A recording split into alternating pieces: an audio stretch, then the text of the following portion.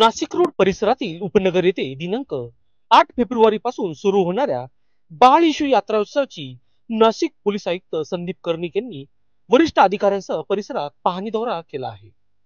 बाळ येशूच्या स्मरणार्थ भारतातील पहिले मंदिर असणाऱ्या नाशिक पुणे रोडवरील उपनगर येथील बाळ येशू चर्चमध्ये यात्रा उत्सवाला आजपासून प्रारंभ होत आहे.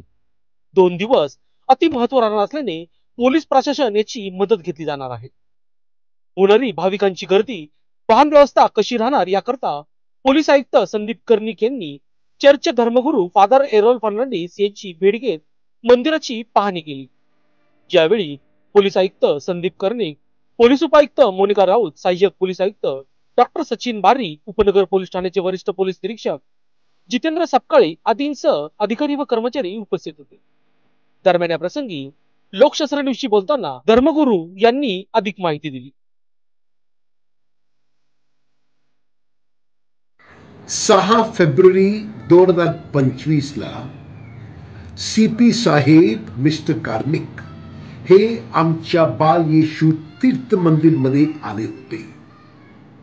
आण्याचा फक्त एकच हेतू होता आणि तो म्हणजे त्यांनी आपल्याला विचारलं की तुम्हाला आपल्याकडून काही हवं आहे का. पोलीस, ट्रॅफिक पोलीस, महानगरपालिका, फायर ब्रिगेड जे काही आहे तुमचे सेवेसाठी आहेत आणि आम्ही, असं त्यांनी सांगितलं, आम्ही लोकांच्या सेवेसाठी आहोत.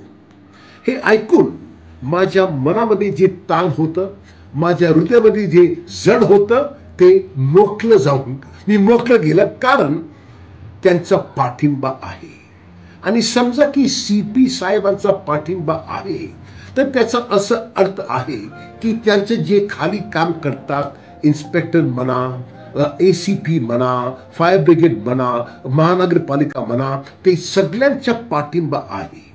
आता माझं इथं येऊन 4 वर्ष झाले आणि मी नक्कीच सांगू शकतो की जेव्हापासून मी आलो आपल्याला काहीच अडचणी, काहीच प्रॉब्लेम झाले नाही.